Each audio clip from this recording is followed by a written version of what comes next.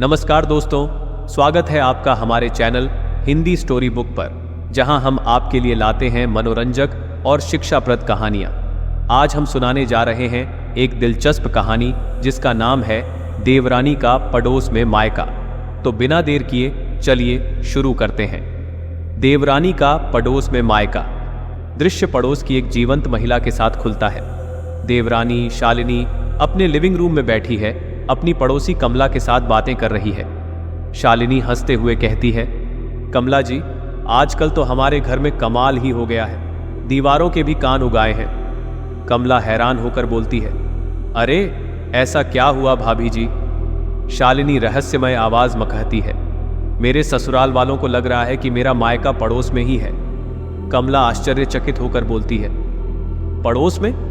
भाभी जी, ये आप क्या कह रही हैं? शालिनी कहती है, सच में कमला जी, मेरे ससुराल वालों को लगता है कि मैं रोज मायके जाती हूं और वापस लौट आती हूं, वो भी बिना घर से बाहर निकले। कमला हंसते हुए बोलती है, ये कैसे हो सकता है? कुछ तो गड़बड़ है। शालिनी कहती है, गड़बड़ नहीं कमला जी, ये सब बस एक गलत फहमी है। चलिए आपको पूरी कहानी सुनाती हूं। शालिनी गहरी सांस लेती है और नाटकीय ठहराव और भावों के साथ अपनी कहानी सुनाना शुरू करती है। फ्लैशबैक। शालिनी कहती है, 2 हफ्ते पहले की बात है। मेरे पति रमेश को ऑफिस का काम करने के लिए बाहर जाना पड़ा। घर में मैं, मेरी जेठानी सरिता और मेरी सास ससुर थे। रात का समय था। मैं किचन में थी और अचानक मेरे फोन की घंटी बजी। मैंने देखा कि मेरी माँ का कॉल था। वो बोली, बेटा कल तुमसे मिलने का मन हो रहा है। मैंने सोचा चलो अच्छा है, मेरी माँ आ रही है। शालिनी चंचल स्वर में अपनी माँ की आवाज की नकल करती है। मैंने खुशी खुशी उन्हें बुला लिया। अगली सुबह माँ आ गई, लेकिन बस यहीं से शुरू होती है इस कहानी की असली गुत्थी। कमला मंत्रमुग्ध होकर बोलती है, फिर क्या हुआ भाभी जी? शालिनी कहती है, माँ आई और बोली, मैं कुछ दिनों के लिए तेरे पड़ोस में रहने वाली हूँ, वहाँ मेरी एक सहेली का घर है। मैंने सोचा पड़ोस में माँ, चलो अब हर दिन मिल सकते हैं।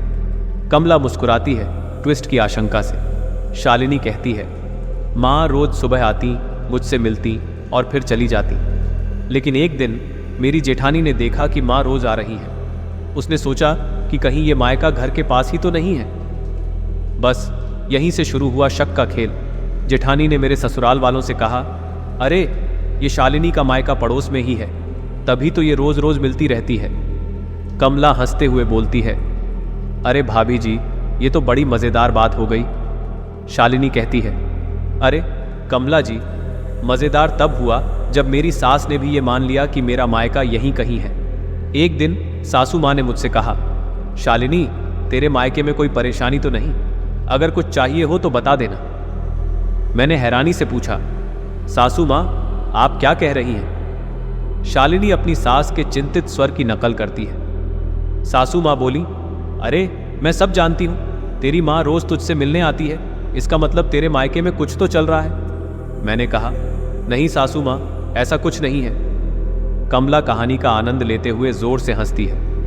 कमला बोलती है, और फिर क्या हुआ? शालिनी कहती है, फिर तो हद ही हो गई। एक दिन मेरे ससुर जी ने कहा, शालिनी तेरे मायके में कुछ जरूरत हो तो बता देना, हम पड़ोस में हैं तो मदद करने में कोई दिक्कत नहीं होगी। मैंने सोचा अब क्या करूं, सबको सच्चाई बताने का समय आ गया है। शालिनी द्वारा सच्चाई का खुलासा करने से सस्पेंस पैदा हो गया है। अगले दिन मैंने माँ को बुलाया और सबके सामने कहा, देखिए ये मेरी माँ है, वो मेरे मायके से नहीं बल्कि उनकी सहेली के घर से आ रही हैं जो पड़ोस में रहती हैं। मेरा मायका यहाँ नहीं बल्कि काफ़ी दूर है।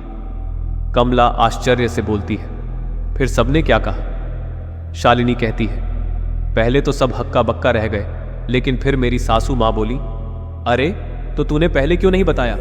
हमें तो लगा तेरा मायका यहाँ है और तू हमसे छुपा रही है। एक पल के लिए रुकता है, फिर कमला के साथ जोर से हंसने लगता है। कमला बोलती है, अरे भाभी जी, ये तो बड़ी मजेदार बात हो गई, आपके घर में तो रोज का तमाशा चल रहा था। शालिनी कहती है, हाँ कमला जी, लेकिन इस घटना ने मुझे एक बात सिखाई कि गलत फहमी कितनी जल्दी पैदा हो सकती है। कमला बोलती है, और इसका इलाज भी बहुत आसान है, बस सच्चाई बता दो, शालिनी कहती है। बिल्कुल सही कहा आपने, लेकिन हाँ, उस हफ्ते मेरे घर में जो ड्रामा हुआ वो मैं कभी नहीं भूल सकती। दृश्य खत्म होने पर दोनों खिलखिलाकर हंसते हैं। मॉरल ऑफ द स्टोरी, इस कहानी का मुख्य संदेश ये है कि गलतफहमी कभी कभी छोटी सी बात को भी बड़ा मुद्दा बना सकती है। जब लोग खुलकर संवाद नहीं करते तो शक और भ्रम की स्थिति पैदा हो जाती है, जिससे रिश्तों में गलतफहमी बढ़ती है।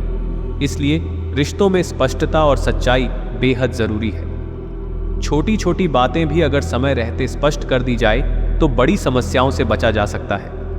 कहानी शालिनी और कमला की हंसी मजाक के साथ समाप्त होती है, जो रिश्तों में संचार और स्पष्टता के महत्व पर जोर देती है। तो दोस्तों, कैसी लगी आपको हमारी आज की कहानी? अगर आपको यह कहानी पसंद आई हो तो हमारे चैनल को सब्सक्राइब करना ना भूलें और इस वीडियो को लाइक और शेयर जरूर करें। हमें कमेंट करके बताएं कि आपको इस कहानी का कौन सा हिस्सा सबसे ज्यादा पसंद आया। फिर मिलेंगे एक नई कहानी के साथ, तब तक के लिए धन्यवाद और खुश रहिए।